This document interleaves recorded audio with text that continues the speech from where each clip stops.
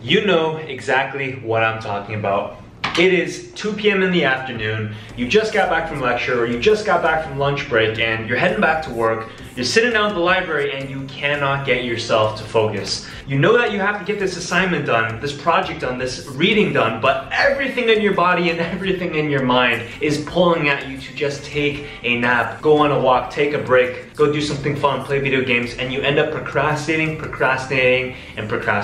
And what happens? The night before the deadline, the night before the test, the night before your boss tells you that the deadline is due, you are rushing in a state of frenzy and panic to get that task done. Well, in this video, I want to show you exactly how you can stay focused for longer periods of time. So look, it doesn't matter if you're in university, if you're a medical student, or if you're an entrepreneur like myself, I want to give you 5 tactical takeaways today on how you can stay focused for longer periods of time. I was so lost, like a vagabond. Before we go any further, my name is Richard. I'm an entrepreneur as well as a high performance coach. I graduated from UCLA with a biology degree a couple months back because I was heading in the direction of going into medical school. However, I made a big pivot after I met a couple very high performing entrepreneurs like Joel Marion, a 9-figure CEO, before I started my own businesses. And today, I want to share with you a couple of those learning lessons. Now, the first concept that I need to drill into you, if you've never been introduced to this before, is the whole concept of deep work. Cal Newport, a professor at Georgetown University and the author of the book Deep Work, describes deep work as the ability to focus without distraction on cognitively demanding tasks. And this kind of work typically produces increased performance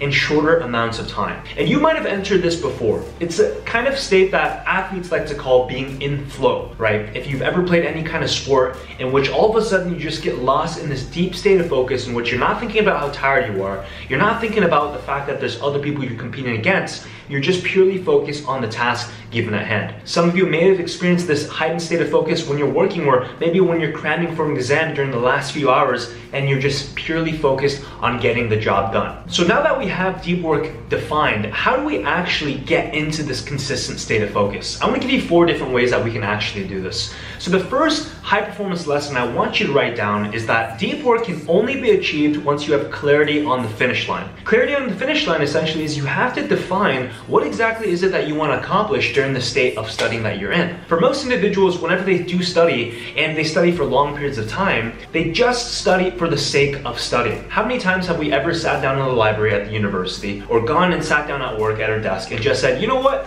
I'm just gonna sit here and grind it out for 4 hours and see how far I can get. Now, the problem with that is even though you're working and you're getting work done, there isn't a clear goal that you want to accomplish. Let me give you an example. How many of you love playing with Legos, right? When I was a little kid, I used to love playing with these Lego toys. You use Lego bricks and ultimately you're able to construct a very beautiful toy, right? Sometimes it could be a dinosaur, another time it could be a Lego boat, right? But the bottom line is, whenever you first start playing with Legos and assembling them into the end goal, there is an end outcome, which means that right from the beginning, when you look at the toy, you know that this is going to form an end goal. So whenever you go into your studying, when was the last time that you actually sat down and said, by the end of this study session or work session, I want to have X, Y, and Z listed out, exactly what you want to accomplish reading, what you want to accomplish typing.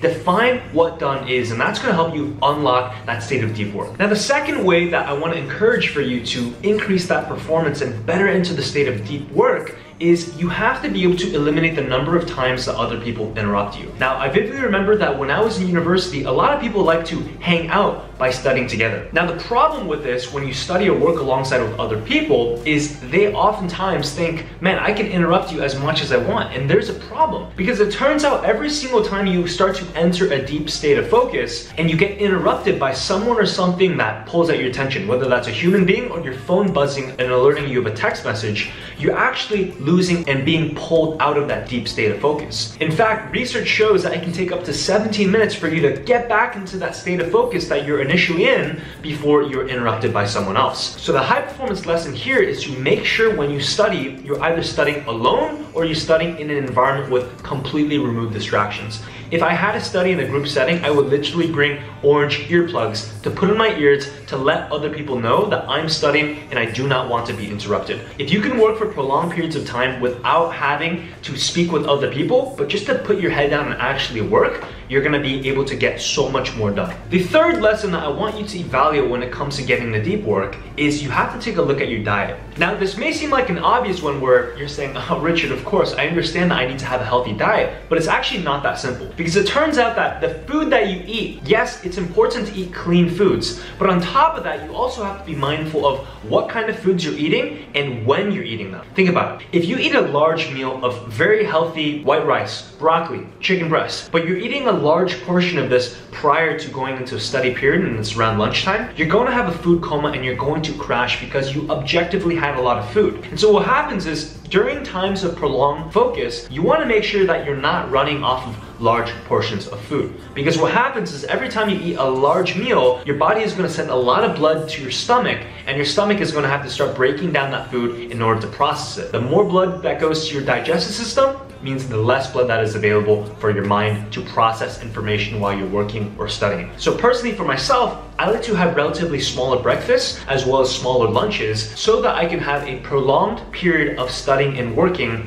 all the way from the morning at about 6 a.m. to about 4 p.m. in the afternoon. Once I've reached that state, I've proven to myself that I have achieved a solid 8 to 10 hour period of working in which then I can have a large dinner. Typically after dinner, that's where I like to relax and I don't have to study as intensely, which means that even though I'm more tired by the food, it's not that big of a deal because you have drastically decreased the amount of food that you've eaten throughout the beginning of the day. And the fourth way to get into this deep work state is going to be understanding your meaning. What's your truth? What's your why behind why you are actually trying to study this hard? Look, the reason why you're studying, the reason why you're attending university, high school, whatever it may be that you're working on, is because you have a clear goal that you want to accomplish. For myself, when I was a first and second year university, I wanted to get into UCLA Medical School, one of the top 5 medical schools in the United States at the time. Maybe for you, you really want to be an investment banker. You want to get into a really good consulting gig. Heck, if you're working a job right now, maybe you just want that next promotion. But at the end of the day, a lot of people don't study with intention. When I was a university student, I realized I'm here on borrowed time. My parents helped me pay for this university, and I have a responsibility to do well here and not dig around like an 18-year-old delinquent who just parties like there's no tomorrow. You see, the problem here is a lot of people don't have an underlying why. When I work or study for 10 hours or more during a day, I truly believe that I will objectively work harder than 90% of the people around me, not because I'm more talented and not because I have a better work ethic,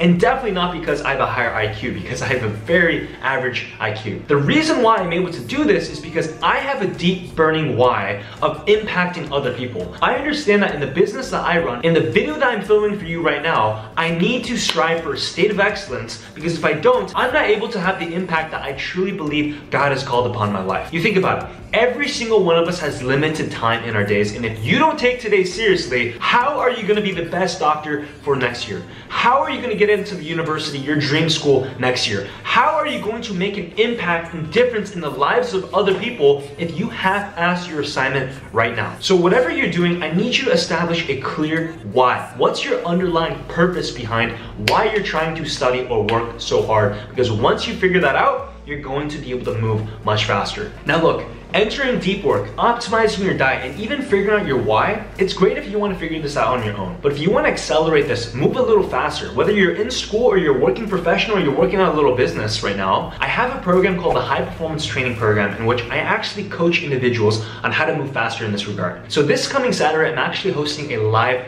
masterclass in which you're gonna have an opportunity to learn how I double my productivity and shave 12.5 hours off my work week, as well as hundreds of my students. All you have to do is click that first link down below, hit that registration page, type in your name and email, and I'll see you this coming Saturday. And remember, regardless of all the things that you've learned today, the most important concept is that how you do one thing is how you do everything. I'll see you next time. Deep work is defined as the ability to focus without distraction on cognitively intensive. Deep work is defined. All right, here we go. Come on, it's just one line.